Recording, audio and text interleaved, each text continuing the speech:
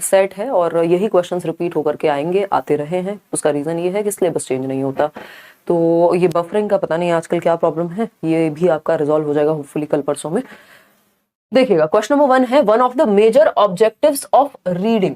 अब आपको पता है दुनिया में कुछ भी बदल जाए, लेकिन जो 4 स्किल्स हैं, 4 लैंग्वेज की बेसिक स्किल्स हैं, लिसनिंग, स्पीकिंग, रीडिंग और राइटिंग, यानी सूबो पाली, सुनना, बोलना, पढ़ना और लिखना, इनसे क्वेश्चन आना कभी भी नहीं रुक सकता। तो one of the major objectives यानी मुख्य उद्देश्य कौन सा है पढ़ने का?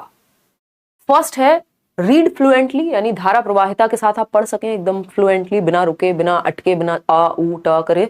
या फिर बी ऑप्शन है रीड लाउड एंड क्लियर, यानी आप एकदम जो आपका दूसरा एक होता है मौन पठन, दूसरा होता है आपका एग्जैक्टली मैं सस्वर वाचन। तो आप लाउड रीडिंग कर पाए, यानी सस्वर पढ़ पाए और प्रॉपर आप पढ़ पाए जिसमें सब सुन रहे हैं और क्लियर है आपकी बात। ठीक सी ऑप्शन है extract the meaning of the text, यानी जो टेक्स्ट है उसका मीनिंग आप क्या कर पा रहे हैं, एक्सट्रैक्ट कर पा रहे हैं, प्राप्त कर पा रहे हैं, यानी अर्थ की प्राप्ति जो भी आपके सामने एक लिखा हुआ है। ठीक है जी, बहुत बढ़िया शंकर, आगे बढ़े। फिर आता है D option, use punctuation marks and intonation while reading, यानी जहां कॉमा लगना है वहां आप कॉमा लगाएं, जहां फुल स्टॉप लगना है वहां फुल स्टॉप लगाएं, जहां सेमी कॉलम लगना है वहां सेमी कॉलम लगाएं। बेसिकली जितने भी पंक्चुएशन मार्क्स हैं उनको सही से यूज करना। और इंटोनेशन होता है उतार चढ़ाव, जब आप पढ़ रहे हैं तो सेम टोन में नहीं पढ़ते, नहीं तो रोबोटिक लगने लगता है ना। अभी मैं भी बोल रही हूँ तो आवाज में उतार चढ़ाव आपको फील हो रहा होगा, उसका रीजन क्या है, ये इंटोनेशन है और ये होना चाहिए। बात तो सही है भाई, फ्लुएंटली पढ़ना भी अच्छी बात है, लाउड एंड क्लियर पढ़ रहे हैं तब भी सामने वाले को अच्छे से समझ में आ पाएगा, खुद को भी आप अच्छा महसूस कर पाएंगे। पंक्चुएशन मार्क्स भी प्रॉपर यूज कर रहे हैं, बहुत बढ़िया बात है। इंटोनेशन, आवाज में उतार चढ़ाव है आपकी, वो भी अच्छी बात है। लेकिन अगर मीनिंग ही समझ नहीं आया किसी चीज को पढ़ के तो ये सारी बातें धरी की धरी रह जाएंगी, मतलब पॉइंटलेस हो जाएंगी। सबसे ज्यादा जरूरी क्या है, आप मान लीजिए फ्लुएंटली भी पढ़ते हैं बिना रुके, है ना, वो चतुर रामलिंगम याद कीजिए 3 इडियट्स का, फ्लुएंटली पढ़ दिया यार, रट्टा लगाया हुआ था, क्या मीनिंग क्लियर था? मीनिंग तो कुछ का कुछ हो गया। लाउड एंड क्लियर भी था वो व्यक्ति पढ़ते हुए, पंक्चुएशन मार्क्स भी यूज किए होंगे लिखने में, या इंटोनेशन आप पढ़ने में उतार चढ़ाव भी यूज कर रहे हैं, सब कुछ किया आपने, फर्स्ट ऑप्शन भी किया, सेकंड भी किया, फोर्थ भी किया। लेकिन अगर सी ऑप्शन यानी मीनिंग ही नहीं एक्सट्रैक्ट कर पाए, यदि पढ़ के समझ ही नहीं पाए किसी चीज को, तो व्यर्थ हो गया बाकी सब कुछ। तो आपको कितना भी फ्लुएंटली आता हो, कितना भी कुछ भी आता हो, आप पंक्चुएशन मार्क्स लगाते हो, लाउड एंड क्लियर हो, मैटर नहीं करता यदि मीनिंग एक्सट्रैक्ट नहीं कर पाए। ये हिंदी में भी क्वेश्चन आता है कि पढ़ने में सबसे महत्वपूर्ण क्या है, तो अर्थ को समझना सबसे महत्वपूर्ण है। अगर अर्थ ही समझ नहीं आया पढ़ के तो पॉइंटलेस हो जाएंगी बाकी बातें। बात ठीक है या नहीं है ये बताइए फटाफट से, है ना, बात ठीक है? हाँ, तो extract the meaning of the text, यानी जो अर्थ है उस टेक्स्ट का, या अर्थ को नहीं समझेंगे तो पॉइंटलेस हो जाएगा। तो C option is the right answer. भाई हमें समझ में आ जाए, भाषा है क्या? माध्यम है अपनी बात को कहने का, दूसरे की बात को समझने का। अगर हम विचारों का आदान प्रदान ही नहीं कर पा रहे तो बाकी चीजें भी महत्वपूर्ण है, लेकिन बेसिक चीज तो हिल गई ना। फिर क्वेश्चन नंबर 2 देखिएगा और जवाब दीजिएगा ध्यान से। आपके प्यारे नॉम चॉम्स्की से क्वेश्चन है, हिंदी इंग्लिश में सेम सिलेबस है, पेडागोजी सेम ही आती है। अगर आप हिंदी समझ पा रहे हैं ठीक से तो आपको इंग्लिश में भी हेल्प मिलेगी, और इंग्लिश समझ पा रहे हैं तो हिंदी में भी हेल्प मिलेगी। ठीक है जी। तो अगर हम बात करते हैं, बहुत बढ़िया तालिब, हाँ बहुत सारे लोग इंग्लिश चूज नहीं करते, या तो वो संस्कृत ले लेते हैं, बंगाली ले लेते हैं, कोई और ले लेते हैं, तो इंग्लिश में जो है लर्नर्स की संख्या कम होती है इन कंपेरिजन टू हिंदी। तो Noam Chomsky gave the term universal grammar, यानी सार्वभौमिक व्याकरण का जो टर्म है या कॉन्सेप्ट है वो किसने दिया? नॉम चॉम्स्की ने दिया। Universal grammar is a set of, अब ये जो यूजी है या यूनिवर्सल ग्रामर है, सार्वभौमिक ग्रामर है, इसका मतलब क्या है, या ये किस चीज का सेट होती है? 37% लोग बी ऑप्शन कह रहे हैं। पहला ऑप्शन है basic grammatical principles universally followed and easily recognised by people, यानी ये वो बेसिक ग्रामेटिकल प्रिंसिपल्स हैं जो यूनिवर्सली मतलब सार्वभौमिक रूप से सभी देशों में दुनिया में फॉलो होते हैं और लोग इजीली रिकॉग्नाइज कर लेते हैं। देखिए इसमें प्रॉब्लम क्या है, इजीली रिकॉग्नाइज कर लेंगे लोग, ये कहना बिल्कुल भी सही नहीं होगा। ठीक है ना। फिर आएंगे B option, basic grammatical principles assumed to be fundamental to all natural languages. भाई ये जरूरी नहीं आपको पता हो कौन सा पैटर्न यूज हुआ है बोलने में, लेकिन आप समझ पाते हैं किसी चीज को। तो नॉम चॉम्स्की यही कह रहे हैं कि basic grammatical principles assumed to be fundamental, कि जो फंडामेंटल है, मुख्य है, एक तरह से सभी नेचुरल लैंग्वेजेस में कॉमन होते हैं। बात सही है नहीं? फिर भी पढ़ते हैं C option, advanced grammatical principles assumed to be fundamental to all natural languages. ये कहना इसलिए गलत होगा क्योंकि एडवांस्ड ग्रामेटिकल प्रिंसिपल्स ये नहीं होते। आपको ग्रामर तब भी पढ़नी होती है, नियमों को जानना होता है, लैंग्वेज के वर्ड मीनिंग एंड ऑल सब कुछ समझना होता है, लेकिन एक बेसिक ग्रामेटिकल स्ट्रक्चर आपको सभी लैंग्वेजेस में कॉमन मिलता है। ये बात यूनिवर्सल ग्रामर को दर्शाती है कि एक सार्वभौमिक व्याकरण है जो दुनिया की हर भाषा में कॉमन होती है। कुछ बेसिक फंडामेंटल्स कॉमन होते हैं कि भाई सब्जेक्ट कहां आता है, वर्ब कहां आता है, ऑब्जेक्ट कहां आता है, इस तरह की चीजें। तो ये बात जो है सही है, लेकिन एडवांस ग्रामेटिकल कहना गलत होगा, या फिर सारे लोग रिकॉग्नाइज कर लेते हैं, ऐसा नहीं है। आपको पढ़नी पड़ती है ग्रामर, जाननी पड़ती है तब भी, है ना। और universally respected practices that have come in time, कि यूनिवर्सली इन प्रैक्टिसेस को, इन वेज को क्या किया जाता है, रिकॉग्नाइज किया जाता है या प्रैक्टिस किया जाता है, ये बात भी कहना गलत होगा। तो बी ऑप्शन एकदम सही है कि बेसिक ग्रामेटिकल प्रिंसिपल्स हैं ये, जिनको हम मानते हैं कि फंडामेंटल हैं। ये भी सारे लोग नहीं मानते दुनिया में, लेकिन नॉम चॉम्स्की मानते हैं, और इनकी कुछ अपनी इस चीज को लेकर थियरीज भी है। क्वेश्चन नंबर 3 देखिएगा, a language teacher at primary level should display posters, drawing boards and other reading material. यानी एक लैंग्वेज टीचर को प्राइमरी लेवल पे कक्षा 1 से 5 तक के लिए 6 से 11 वर्ष के बच्चे होंगे, शुड डिस्प्ले पोस्टर्स, यानी पोस्टर्स को दर्शाना चाहिए, है ना। पोस्टर्स क्लासरूम में लगे हुए हो, कोई प्ले होने वाला है, कोई और इवेंट है, ठीक। दूसरा ड्राइंग बोर्ड्स हो सकते हैं, एंड अदर रीडिंग मटेरियल। आपकी क्लास में रीडिंग मटेरियल, भाई चार्ट्स लगे होते हैं कई बार क्लास में, आप देख रहे हैं आजकल बिल्डिंग एज लर्निंग एड की बात होने लग गई है ना। तो बिल्डिंग एज लर्निंग एड की जब हम बात कर रहे हैं तो ये क्या होगा, ये बेसिकली बिल्डिंग में ही हमने चारों तरफ दीवारों पे इस तरह की चीजें पेंट की हुई हैं, कविताएं पेंटेड हैं, तो उससे भी आपको सीखने में मदद मिलती है। बात सही है या नहीं है, ठीक है ना, कोई दिक्कत नहीं है, नहीं कोई प्रॉब्लम नहीं होगी हबीब। देखिएगा, तो ये एक बेसिक बात हो गई। अब आते हैं at a level where learners can't reach them to keep them secure and undamaged. यानी जो भी आपने पोस्टर्स लगाए हुए हैं क्लासरूम में, या ड्राइंग बोर्ड्स हैं आपके, या रीडिंग मटेरियल है, कुछ बुक्स वगैरह हैं, ठीक है, उनको कैसी जगह पे रखना चाहिए, जहां पे बच्चे पहुंच ही ना पाए, बच्चों की पहुंच से दूर, ताकि वो मटेरियल सिक्योर रहे और अनडैमेज्ड रहे। तो ये उद्देश्य नहीं होता कि मटेरियल को आप बच्चों की पहुंच से दूर हो गया तो उस मटेरियल का अचार थोड़े ना डलेगा, वो बच्चों के लिए ही है कि बच्चे उसका इस्तेमाल कर पाए और समझ पाए, उसको यूज कर पाए। लाइब्रेरी में बुक्स किसके लिए है, बच्चे के लिए है, ठीक। अब उन्हीं की रीच से दूर कर दी, उन्हीं को नहीं मिलेंगी, तो फिर फायदा क्या हुआ उसका। बी ऑप्शन है at a comfortable height for students to touch and read them.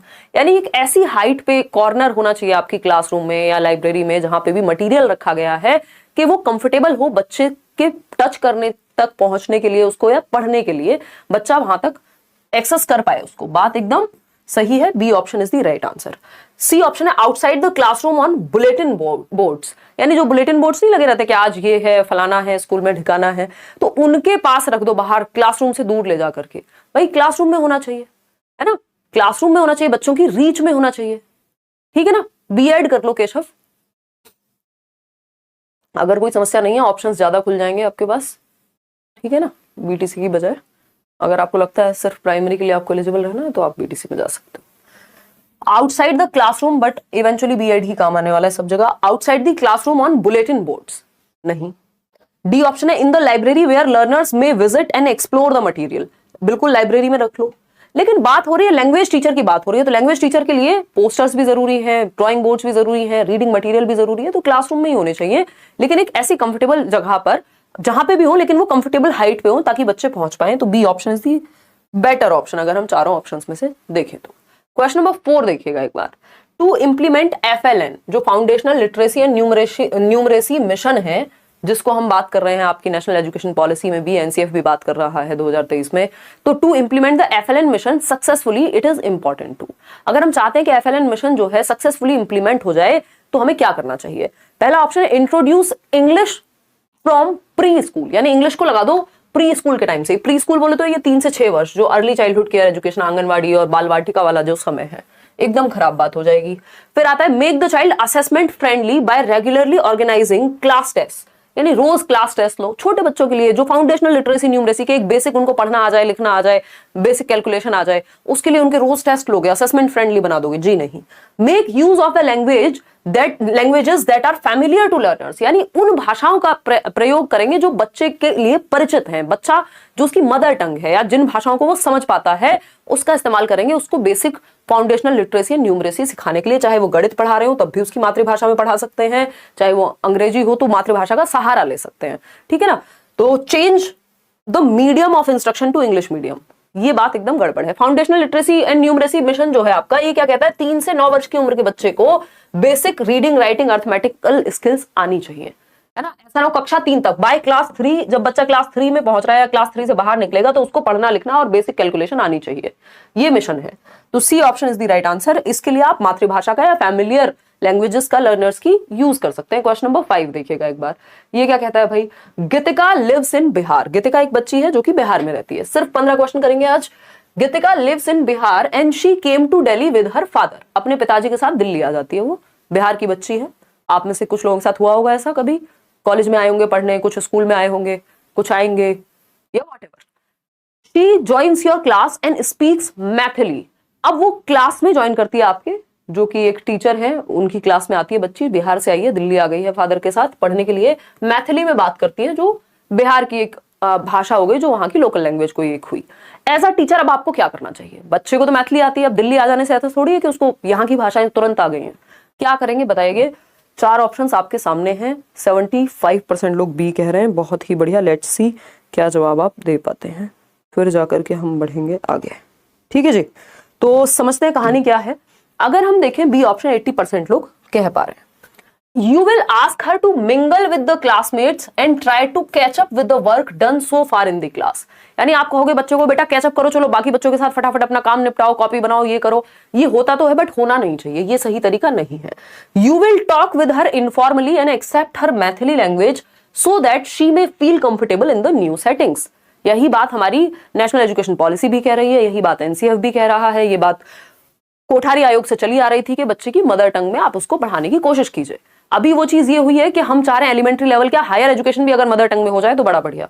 ठीक है, मतलब पॉसिबिलिटी है। तो you will talk with her informally and accept her Maithili language. बच्चे को एक्सेप्टेंस आप महसूस करा रहे हैं, उसकी मदर टंग को समझने की कोशिश कर रहे हैं, उसको कंफर्टेबल या एक्सेप्टेड महसूस करा रहे हैं क्लासरूम में, कि वो अपनी भाषा का इस्तेमाल करके भी पढ़ाई कर सकता है। धीरे धीरे फिर वो उस माहौल में ढल जाएगा।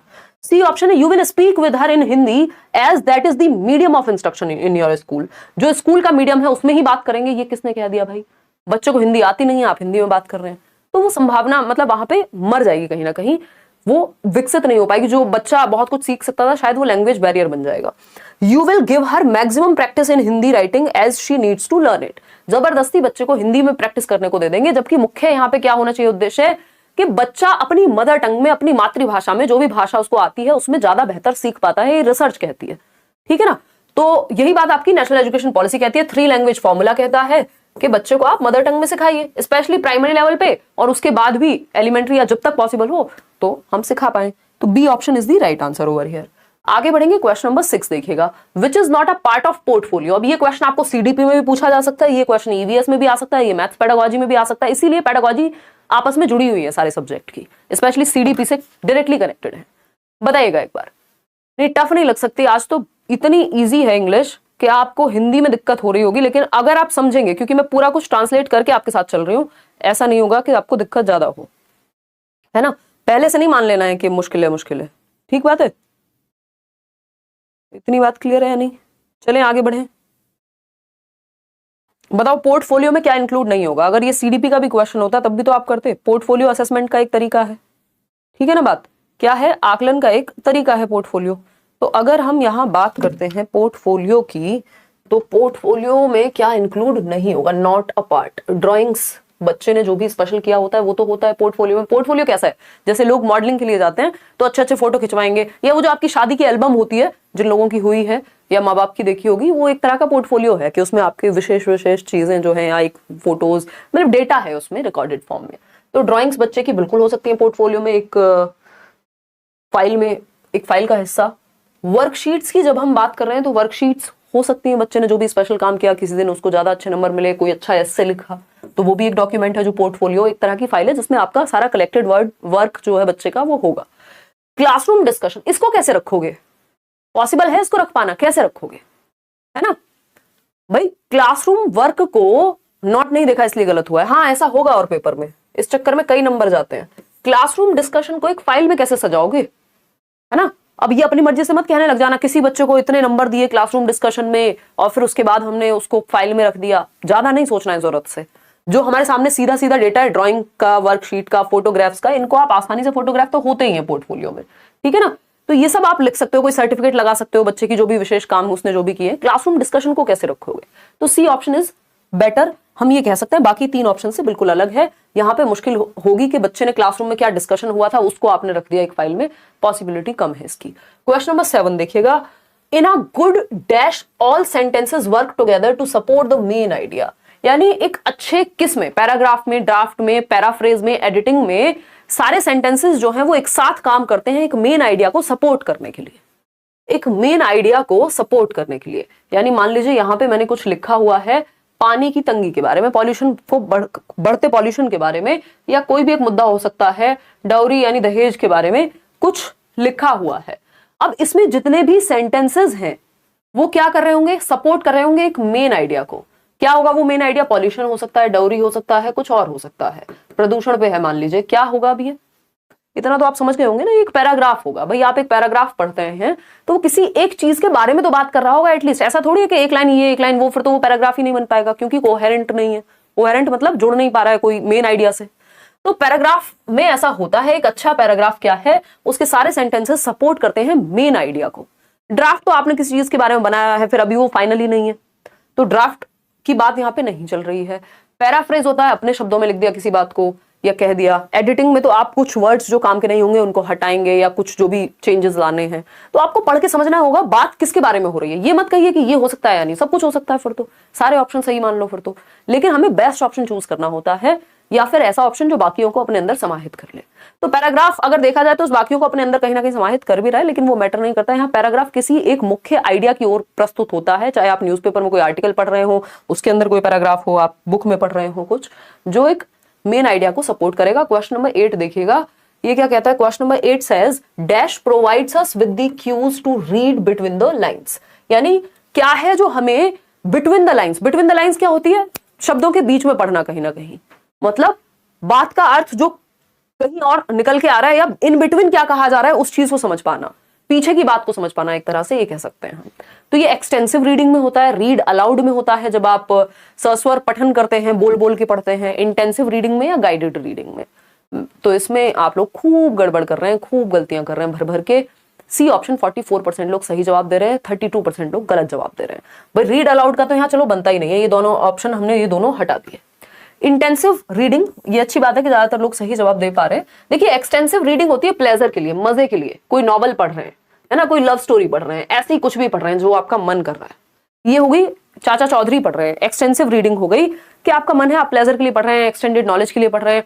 लेकिन बिटवीन द लाइंस जब आप इंटेंसली या फिर मैं कहूं स्पेसिफिक इंफॉर्मेशन के लिए पढ़ रहे होते हैं तो वो इंटेंसिव रीडिंग हो जाती है आपकी, ठीक है ना, इंटेंसिव रीडिंग हो जाती है। एक्सटेंसिव प्लेजर के लिए पढ़ा जाता है, गर्मियों की छुट्टी में आपका मन किया कुछ किताबें पढ़ने का और व्हाट, तो वो आपका एक्सटेंसिव में आता है। तो provides us with the cues to read between the lines, यानी हम समझ पा रहे हैं कि इनडायरेक्टली कहा क्या जा रहा है, पीछे की बात क्या है, एज इट इज जो लिखा है उसके आगे भी हम समझ पा रहे हैं। ये इंटेंसिव रीडिंग है जहां आप ध्यान ज्यादा दे रहे हैं, जहां आप स्पेसिफिक इंफॉर्मेशन पे भी फोकस कर रहे हैं। जोर से पढ़ना गाइडेड रीडिंग होती है जब टीचर साथ में हो या कोई और साथ में हो जो आपको गाइड करे, या जहां जरूरत हो वहां हेल्प मिल जाए आपको, तो ये इंटेंसिव रीडिंग में होगा जब हम बिटवीन द लाइंस पढ़ रहे हैं। प्लेजर के लिए पढ़ना एक्सटेंसिव रीडिंग। आगे बढ़ेंगे क्वेश्चन नंबर 9 पर, print rich environment in the classroom is described as. Print rich environment बहुत ही प्यारा टॉपिक है, Hindi pedagogy, English pedagogy, CDP तक में पूछा जा सकता है। इसको हम प्रिंट समृद्ध वातावरण बोलते हैं हिंदी पेडागोजी में। प्रिंट रिच एनवायरनमेंट यानी ऐसा एनवायरनमेंट जो प्रिंट में रिच हो, मतलब जहां प्रिंटेड मटेरियल या प्रिंटेड सामग्री काफी हो, ऐसा एनवायरनमेंट होना चाहिए। In the classroom is described as, यानी किस एनवायरनमेंट को आप प्रिंट रिच एनवायरनमेंट कहेंगे। पहला ऑप्शन है a play room containing manipulatives and toys, यानी एक प्ले रूम है जहां पे बहुत सारे टॉयज हैं, मैनिपुलेटिव्स हैं, बच्चा कोई पजल सॉल्व कर रहा है, मैनिपुलेट करके कुछ और कर रहा है, उसको प्रिंट रिच कहेंगे। क्या वो प्रिंट रिच है? प्रिंट होगा, प्ले की बात हो रही है जब। Or reading corner in the classroom, एक रीडिंग कॉर्नर बनाया हुआ है जहां बच्चे बैठ के पढ़ रहे हैं। Children's work, charts, posters, poems etcetera displayed in the classroom, यानी जो बच्चे का जो भी काम है उसने किया है, चार्ट है, पोस्टर है, पोएम है, कोई और उसने कुछ बनाया है, मैप है, क्लासरूम में लगा दिया या डिस्प्ले हो रहा है, इसको हम प्रिंट रिच एनवायरनमेंट कहते हैं, जहां आपके चार्ट्स हो गए, मॉडल्स हो गए, पोस्टर्स हो गए, या पोएम हो सकती है, या कोई और आपने ड्राइंग बना करके आप लेकर के आए हैं, वो प्रिंट रिच होगी क्लासरूम, जहां ये सब चीजें आसपास लगी हुई हो। तो ये बात यहाँ ज्यादा बेहतर जा रही है, बजाय कि जस्ट एक रीडिंग कॉर्नर या एक टॉयज वगैरह रख दिए, उसको प्रिंट रिच नहीं कहते। A place in the classroom where copies of the students' class assignments and homework are maintained। सिर्फ कॉपी मेंटेन हो रही है, बच्चा एक्टिव नहीं होगा। तो प्रिंट रिच वो होगा जिसमें ये सारे प्रिंटेड मटेरियल ही तो है, ये work, chart, poster, poem. Question number 10 देखिएगा, ये क्या कहता है भाई। Question number 10 says context plays a crucial role in language learning since it enables students to। Context मतलब संदर्भ, हिंदी पेडागोजी में भी इंग्लिश में भी महत्वपूर्ण है। Context plays a crucial role, यानी कॉन्टेक्स्ट जो है एक महत्वपूर्ण, एक क्रूशियल रोल प्ले करता है जब बात लैंग्वेज लर्निंग की आती है। यानी आप कोई कहानी पढ़ रहे हैं, कोई गाना भी सुन रहे हैं, कुछ भी कर रहे हैं, अगर जहां पे भी भाषा शामिल है ना, आप फॉर दैट मैटर महाभारत भी देख रहे हैं, अगर आप संदर्भ नहीं समझ पा रहे हैं किसी की बात का, आप एक वीडियो भी देख रहे हैं या ये सेशन भी देख रहे हैं, तो भाषा को सीखने में संदर्भ महत्वपूर्ण है ना। तो इट एनेबल्स स्टूडेंट्स टू कैसे महत्वपूर्ण है। पहला ऑप्शन है learn the grammar rules. Grammar rules सीखते हैं आप, जब मान लीजिए मूवी देख रहे हैं, कोई आप स्टोरी पढ़ रहे हैं, हमेशा ग्रामर रूल्स सीखते रहेंगे आप वहां? नहीं। बी ऑप्शन है grasp the meaning of a particular word. किसी एक पर्टिकुलर वर्ड का मीनिंग समझने के लिए कॉन्टेक्स्ट महत्वपूर्ण होता है। बात तो सही है। Decode and read the text book, यानी डिकोड कर पाना, अपनी समझ पाना उस भाषा का मतलब क्या है, क्या लिखा हुआ है, और टेक्स्ट बुक को पढ़ पाना, ये कॉन्टेक्स्ट है भाई। बिना डिकोड करे भी तो आप पढ़ सकते हैं, बिना कॉन्टेक्स्ट के पता हुए अगर आपको पढ़ना आता है तो आप पढ़ लेंगे, मीनिंग समझ में नहीं आएगा, तो ये तो जरूरी नहीं है सही हो। Right poetry and imaginative stories, यानी कॉन्टेक्स्ट पता होगा तब आप पोइट्री और इमेजिनेटिव स्टोरीज लिख पाएंगे, ये भी जरूरी नहीं है ना। पढ़ना लिखना आता है, लिख सकते हैं। यहाँ पे ग्रामर रूल्स इनडायरेक्टली सीखते हैं, बट क्रूशियल रोल जो है वो कॉन्टेक्स्ट प्ले करता है। जब आपको कोई एक वर्ड का मीनिंग समझ नहीं आ रहा, चाहे आप गाना सुन रहे हैं, कोई मूवी देख रहे हैं, चाहे आप फिर कोई किताब पढ़ रहे हैं, आपको एक वर्ड का मीनिंग, पर्टिकुलर वर्ड का मीनिंग समझ में नहीं आया स्पेसिफिक, लेकिन क्योंकि आपको पता है ये बात किस संदर्भ में चल रही है, तो आपको समझ में आ जाएगी कि यार इस बारे में शायद बात हो रही होगी, है ना। कि भाई माताजी रसोई घर में खाना बनाती हैं, अब आपको रसोई घर का मतलब नहीं पता, भाई फर्स्ट क्लास के बच्चों नहीं पता हो सकता है, लेकिन आप कॉन्टेक्स्ट में, संदर्भ में समझ जाओगे, खाना बनाने वाली जगह क्या होगी, रसोई होगी, तो वो है कॉन्टेक्स्ट कि किस संदर्भ में बात कही जा रही है, वहां आप समझ पाते हो कई बार वर्ड्स का मीनिंग पता ना होते हुए भी। क्वेश्चन नंबर 11 देखिएगा, समझिएगा इसको। इन दी फाउंडेशनल ईयर्स, फाउंडेशनल ईयर्स बुनियादी साल कितने होते हैं? 5 साल, शुरुआत के 5 साल, 5 ईयर्स, ठीक है ना। ये क्वेश्चन हिंदी पेडागोजी में भी पूछा गया था और इंग्लिश में भी एज इट इज क्वेश्चन आया हुआ है, आगे करेंगे एक दिन। 5 ईयर्स, कौन से 5 ईयर्स है ये आपके फाउंडेशनल ईयर्स है, बुनियादी साल FPMS में, जिसमें 3 साल हैं आपके वो आंगनवाड़ी, बाल वाटिका एंड ऑल वाले, और 2 साल हैं आपके क्लास 1 और 2 के, ठीक है ना। तो ये शुरुआत के 5 साल फाउंडेशनल ईयर्स कहे जाते हैं नेशनल एजुकेशन पॉलिसी के अंदर। तो अगर हम बात करते हैं in the foundational years of learning, the medium of instruction should be children's mother tongue, because यानी जो शुरुआती साल है बच्चे के, या प्राइमरी लेवल तक की भी हम बात कर रहे हैं, शुरुआत के 5 साल हैं स्पेशली, बच्चे को उसकी मातृभाषा में इंस्ट्रक्शन दी जानी चाहिए, पढ़ाया जाना चाहिए, बात तो सही है। पहला ऑप्शन है it helps in comprehending different subjects, अलग अलग सब्जेक्ट को समझने में मदद मिलती है, हो सकता है। It is easy for the teacher to explain concepts in the child's language as all teachers are multilingual, यानी ये टीचर के लिए इजी है क्योंकि सारे टीचर्स को सभी भाषाएं आती हैं, बहुभाषी होते हैं। ये बात कहना एकदम बेवकूफी होगी, और टीचर के लिए नहीं है, बच्चे के लिए है सिस्टम, तो बच्चे पे फोकस करेंगे। सी ऑप्शन है it is not important to teach the mother tongue of child at school because school must focus on other mediums of instruction, यानी स्कूल के लिए महत्वपूर्ण नहीं है कि वो मातृभाषा पे वो ध्यान दे या पढ़ाए, इंस्ट्रक्शन दे उसमें, क्योंकि स्कूल का मीडियम ही इंपॉर्टेंट है। ये बात कहना भी गलत होगा। It helps in making the class multilingual and making all learners proficient in all the languages used in the classroom, मतलब ये बात एकदम सही है कि सिर्फ डिफरेंट सब्जेक्ट पढ़ पाएंगे इसलिए हम मदर टंग का यूज कर रहे हैं, जी नहीं, हम इसलिए यूज कर रहे हैं क्योंकि इससे क्या होगा, एक तो कक्षा बहुभाषी बनेगी क्योंकि सब बच्चे अपनी अपनी मदर टंग में बात करेंगे, तो मल्टीपल लैंग्वेजेस आ जाएंगी क्लासरूम में, तो क्लास बन गई मल्टीलिंगुअल, बहुभाषी। Making all learners proficient in all the languages, अब जब बहुभाषिता होती है, एक बच्चा है जो मैथिली में बात कर रहा है, दूसरा बच्चा है जो पंजाबी में थोड़ा डिस्कशन करेगा, तीसरा बच्चा है जो हिंदी में बात कर रहा है, चौथा बच्चा है जो इंग्लिश में बात करेगा, एक दूसरे से बहुत सारे शब्द बच्चे सीखते हैं, तो ये बात एकदम सही है, D option is the right answer. आगे बढ़ेंगे, क्वेश्चन नंबर 12, ध्यान से पढ़िएगा नहीं तो इसमें आप गलती कर देंगे, ठीक है ना। आसान क्वेश्चन है बहुत। Which of the following terms is not related to Vygotsky's socio cultural theory. Vygotsky की थियरी का नाम क्या है? सामाजिक सांस्कृतिक सिद्धांत। किस बारे में है ये थियरी? कॉग्निटिव डेवलपमेंट, दिमाग के विकास, संज्ञानात्मक विकास, थिंकिंग, रीजनिंग, प्रॉब्लम सॉल्विंग, है ना। इतनी बार मैं कॉग्निटिव डेवलपमेंट के बारे में बता चुकी होंगी कि आप अटकेंगे नहीं। D+B तक के एग्जाम में कॉग्निटिव डेवलपमेंट का मतलब खूब पूछा जाता है। ध्यान से पढ़िएगा, नॉट रिलेटेड लिखा हुआ है ना, नॉट रिलेटेड टू वाइगॉस्कीज थियरी एक तरह से। तो हमें पता है स्कैफोल्डिंग भी वाइगॉस्की की थियरी में यूज हुई है, सोशल इंटरेक्शन भी यूज हुआ है, सामाजिक अंतःक्रिया, जोन ऑफ प्रॉक्सिमल डेवलपमेंट यानी ZPD भी। लेकिन लैंग्वेज एक्विजिशन डिवाइस, जिसको LAD कहते हैं हम, यानी ह्यूमंस में एक लैंग्वेज एक्विजिशन डिवाइस होता है कहीं हमारे ब्रेन में, और ब्रेन के लेफ्ट पार्ट में होगा क्योंकि लैंग्वेज लेफ्ट हेमिस्फेयर में होती है ब्रेन के। तो उसकी वजह से हम भाषा को ग्रहण कर पाते हैं, भाषा अधिग्रहण यंत्र कहते हैं इसको हिंदी में। ये बात किसने कही है? बाबा चॉम्स्की, चचा चॉम्स्की, जो आप कहना चाहें, ये नॉम चॉम्स्की ने कही है, ना कि किसने? वाइगॉस्की ने। तो ये वाइगॉस्की का कॉन्सेप्ट नहीं हुआ। D option is the right answer over here. अब जिनको जल्दी होगी, जिन्होंने नॉट नहीं पढ़ा होगा, वो सीधा सोशल इंटरेक्शन पहले पे लगा के और भाग जाएंगे, बाकी के ऑप्शन पढ़ेंगे ही नहीं। क्वेश्चन नंबर 13 देखिएगा, ये अच्छा क्वेश्चन है।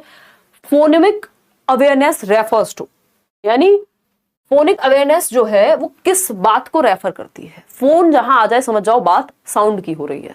लेकिन ये क्वेश्चन बहुत ही प्यारे तरीके से पूछा है, ध्यान से जवाब दीजिएगा। पानी आज पता नहीं कहाँ है, चलिए कोई बात नहीं, फटाफट से बताइएगा। 2 क्वेश्चन और हैं आपके, ज्यादा टेंशन लेनी नहीं है आपने, है ना। बताइए, जवाब दीजिए बहुत ही तेजी से। अगर हम बात करें, 39% लोग कह रहे हैं B option. Ma'am English classes important, हाँ बिल्कुल बिल्कुल। फोनिक अवेयरनेस की देखो, एक तो फायदा क्या होता है, जब हम 15 क्वेश्चन या 30 क्वेश्चन का सेट लगा रहे होते हैं तो सारे टॉपिक जो भी सिलेबस में है वो सारे कवर हो जाते हैं। एक भी टॉपिक छूटेगा नहीं जो आपके सिलेबस में और इस सेट में ना आया हो, क्योंकि हर टॉपिक से क्वेश्चन बनता ही है। फोनिक अवेयरनेस रेफर्स टू किससे? इसमें बी ऑप्शन कह रहे हैं 65% लोग। पहला ऑप्शन है the ability to establish relation between phonemes and graphemes. B option है the ability to identify and manipulate phonemes in spoken words, यानी आप आइडेंटिफाई कर पाए और मैनिपुलेट कर पाए फोनीम्स को जैसे कि वो भाषा में बोले जाते हैं। बात तो सही लग रही है सुनने में कि भाई च की आवाज आती है तो उस तरह से बोला जाए। फिर आता है C option, reading words accurately and fluently. ऐसा नहीं है कि फोनीम का मतलब ये है कि आप वर्ड्स को एक्यूरेटली पढ़ रहे हैं और फ्लुएंटली यूज कर रहे हैं। राइटिंग विद करेक्ट स्पेलिंग, तो ये तो ग्राफ से संबंधित कुछ होना चाहिए था, ठीक है ना, तो डी ऑप्शन भी गलत हो गया। अब फोनिक अवेयरनेस क्या है? यानी आप साउंड के प्रति इतने अवेयर हैं कि आप एक तो करेक्टली यूज करते होंगे और कहां पे किस शब्द से किन लेटर्स से मिलकर कौन सी साउंड बनेगी ये आप समझ पाते हो। अब जब आप करेक्टली यूज कर रहे हैं किसी साउंड को तो वो होता है फोनीम, यानी smallest unit of sound. Sound की या ध्वनि की सबसे छोटी इकाई को फोनीम कहते हैं हम। लेकिन फोनिक अवेयरनेस में फोनीम तो आ ही गया। The ability to establish relation between phonemes and graphemes, grapheme भी आएगा। अब ये ग्राफीम कौन सी बला है अभी समझते हैं। ग्राफीम बेसिकली किस शब्द के मिलने से, सॉरी शब्द भी नहीं, लेटर के किस लेटर से कौन सी साउंड प्रोड्यूस होती है, इस बात की भी समझ होनी चाहिए। जब आपको नो बोला गया है तो जिसको फोनिक अवेयरनेस है जिसमें, वो समझ जाएगा कि किस कॉन्टेक्स्ट में नो की बात हो रही है। किसी को तो सिर्फ नो का मतलब क्या लगेगा, भाई नो तो ये वाला नो होगा, नहीं तो अगर कॉन्टेक्स्ट डिफरेंट है तो नो ये भी हो सकता है। यानी सेम साउंड आ रही है लेकिन ग्राफीम यानी लिखा कैसे जाता है कौन सा शब्द, उसमें अंतर है। तो एक अच्छी फोनिक अवेयरनेस का मतलब है कि आप कौन सा शब्द किससे लिखा जाता है, किससे कैसी साउंड आती है, ये भी समझ पाएंगे। तो फोनीम और ग्राफीम का अगर अच्छा रिलेशन एस्टेब्लिश हो पा रहा है तो हम कहेंगे कि आपका ओवरऑल फोनिक अवेयरनेस जो है वो बेटर है। सिर्फ आइडेंटिफाई करना और मैनिपुलेट कर पाना, अगर ये ऑप्शन ए नहीं होता यहां तो हम बी के साथ चले जाते। तो इसलिए बी ऑप्शन गलत है, ठीक है ना। क्यों? क्योंकि इससे बेटर ऑप्शन हमारे पास है एकदम पेश सामने एकदम। अभी इसको और समझेंगे। The ability to establish relation between phonemes, phonemes क्या होते हैं भाई, च प भ, ये साउंड्स, कि कौन सी साउंड का क्या मतलब है और हम समझ पाए स्मॉलेस्ट यूनिट है साउंड की फोनीम। ग्राफीम है कि कौन सी साउंड किससे बनती है, कहां कौन सी साउंड यूज होनी है। अब नो कौन से वाला लिखना है या बोलना है, ये आपको जब प्रॉपर समझ होगी कि ग्राफीम किस तरह से किस कॉन्टेक्स्ट में यूज हो रहा है, नो जानने वाला नो है या ना कहने वाला नो है ना। इसको इस तरह से भी समझते हैं। फोनीम और ग्राफीम मिलकर के एक फोनिक अवेयरनेस क्रिएट करेंगे, इसलिए ऑप्शन ए यहां सही है। इसको ऐसे भी देख सकते हो, ये पीडीएफ भी जल्दी ही मिल जाएगी एक दिन आपको। देखिएगा, अगर हम बात करते हैं किसकी, व्हाट इज अ फोनीम, यानी ध्वनिम कहते हैं आई थिंक इसको। फोनीम क्या होता है? तो phoneme is the smallest unit of sound in a word, सबसे छोटी इकाई भाषा की। जैसे के या क बोला तो ये छोटी इकाई, इससे ज्यादा आप तोड़ नहीं पाएंगे, नहीं तो साउंड ही नहीं बचेगी, ठीक है ना। What is ग्राफीम? ग्राफीम क्या है? अब grapheme is the way we write a phoneme. इस फोनीम को कैसे लिखा जाएगा? अगर हमें च की साउंड चाहिए तो हमें सी एच साथ में लिखना पड़ेगा, ये है ग्राफीम। किन लेटर्स के मिलने से कौन सी साउंड बनेगी, ये बात ग्राफीम में शामिल होती है, ठीक है ना। एग्जाम्पल क्या हो सकता है? K can be written in 5 different ways, यानी 5 अलग तरीकों से हम के को लिख सकते हैं भाई। या के छोड़िए, यहाँ पे क का मतलब है साउंड कैसी आ रही है? क की। अब सी से भी कई बार क की साउंड आती है ना भाई, कॉक, क्लॉक, तो सी किसकी साउंड दे रहा है? क की, ठीक। के से भी क की साउंड आ सकती है, ठीक है ना। काइट, तो क की साउंड के ने भी निकाली, सी ने भी निकाली, सी के मिलके भी जो है क की साउंड बना सकते हैं। क्यू यू मिलके भी, है ना। क्वीन, तो क तो यूज हो ही रहा है। चो, अब ये भी कई जगह पे मिल करके क्या बनाता है? क की आवाज निकाल सकता है। तो अगर हम बात करें ग्राफीम में क्या है कि कौन से लेटर्स मिलके कितनी आवाज कितने तरीके से बन सकती है। फोनी में स्मॉलेस्ट यूनिट सिंपल। अब वो स्मॉलेस्ट यूनिट बनती कैसे है वो ग्राफीम में बात आएगी कि वो लिखी कैसे जाती है। जब लिखने, देखो ग्राफ का मतलब ही होता है लिखना, फोनीम है साउंड से संबंधित, स्मॉलेस्ट यूनिट हो गई साउंड की। ग्राफीम है कि वो लिखा कैसे जाएगा, वो साउंड बनती कैसे है, या सेम साउंड 5 डिफरेंट तरीके से बन सकती है। तो ये हमें यहां समझना है ना। लेटर हो गया, लेटर्स कैसे मिल करके कौन सी साउंड बना पा रहे हैं। देखिएगा क्वेश्चन नंबर 14 देखिएगा। तो ग्राफीम और फोनीम दोनों की अगर अच्छी समझ है तो हम कहेंगे कि आपकी जो फोनेमिक या फोनिक अवेयरनेस है, यानी साउंड को कहां कैसे यूज करना है, वो बेटर है।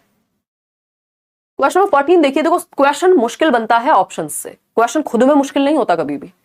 अगर वो ए ऑप्शन नहीं होता तो जीवन भर से हम वही पढ़ रहे हैं। काव्या भी बन सकता है के से, एग्जैक्टली भाई। सीएच से भी तो के बनता है, कोई कह रहा है इससे कैसे बनेगा के। क्रोनिक, भाई क्रोनिक डिजीज हो गई कोई, तो सीएच मिलकर के किसकी आवाज निकाल रहे हैं? क की ही निकाल रहे हैं ना। देखो the intricacies of a language are explored and understood by children when they, यानी जो कॉम्प्लेक्सिटी होती है या इंट्रिकेसी होती है, डिटेल्स होती है किसी लैंग्वेज की, वो समझी जा सकती है बच्चों के द्वारा कैसे, या जटिलताएं अगर हम कहें, इंट्रिकेसीज मतलब कॉम्प्लेक्सिटी, ठीक है, कैसे समझी जा सकती है, ये पूछा है हमसे।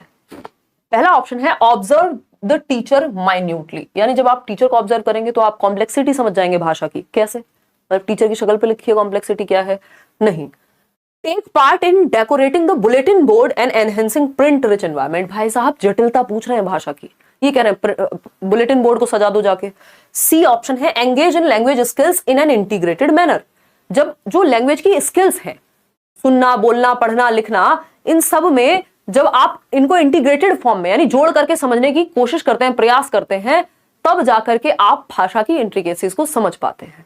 बात सही है या नहीं है? इंग्लिश की क्लास रेगुलर कर दो, कर देंगे, डोंट वरी। ज्यादा क्वेश्चंस नेक्स्ट क्लास में मैं प्रैक्टिस करा दूंगी, ठीक है ना। अगर हम बात करें यहाँ पे सी ऑप्शन आप लोग कह रहे हैं, यानी engage in language skills in an integrated manner, यानी एकीकृत रूप में, यानी सुनना, बोलना, पढ़ना, लिखना, जब हम ये सब चीजें साथ में जोड़ करके समझ रहे होते हैं, पढ़ रहे होते हैं, जब हम पढ़ रहे हैं तो हमारी कौन सी समझ बेहतर हो रही है? कल को हम अच्छा बोल भी पाएंगे क्योंकि हमने पढ़ के हमारे पास अच्छी वोकैबुलरी है। जब हम सुन रहे हैं तो हम बोलना भी सीख रहे हैं। भाई आप अगर किसी शब्द को सही से सुन नहीं पाए हैं तो आप बोलेंगे कैसे? भाई ये क्रोनिक कहीं तो मैंने सुना होगा, पढ़ा होगा, दोनों चीजें मिलके तो ये बन पाया होगा ना। तो लिसनिंग, जब आप सुन रहे हैं तब आप बोलना भी सीख रहे हैं, जब आप पढ़ रहे हैं तब आप लिखना भी सीख रहे हैं। जो पढ़ता अच्छे से है उसको पता होता है कहाँ कौन से पंक्चुएशन मार्क यूज करना है, कहाँ फुल स्टॉप आएगा, ठीक है ना। तो ये सारी जो लैंग्वेज स्किल्स हैं ये इंटीग्रेटेड फॉर्म में होनी चाहिए, तब जाकर के हम भाषा की कॉम्प्लेक्सिटीज को समझ पाते हैं कि कहां पे किस बात को कैसे कहा गया है। जोर जोर से पढ़ना एक अडल्ट के द्वारा नहीं। तो C option is the right answer. इसमें तो आप लोग स्मार्ट हैं, सही जवाब दे ही पा रहे हैं। क्वेश्चन नंबर 15 आज के लिए आखिरी देखिएगा। विच of the following is true about language learning, यानी भाषा अधिगम के बारे में कौन सी एक बात सही है। पहला ऑप्शन है, ये पेपर 1 पेपर 2 दोनों में काम आएगा, सेम सिलेबस है।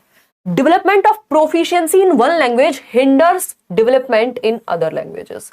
यानी देखो ओहो इस बोर्ड में प्रॉब्लम है कुछ, तो बोर्ड में नहीं, फटाफट से कर लो यार, इसका भी कल कराएंगे इलाज। देखिएगा बैरियर बन रही है, रुकावट बन रही है।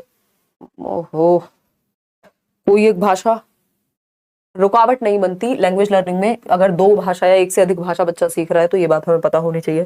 Proficiency in various languages developed in an interconnected manner, यानी हम पारंगत होते हैं कई भाषाओं में, एक दूसरे जो मल्टीपल लैंग्वेजेस होती हैं वो कनेक्टेड फॉर्म में बच्चा सीखता है, और जितनी ज्यादा भाषाएं आएंगी उतना बेहतर है, इससे कोई दिक्कत नहीं है।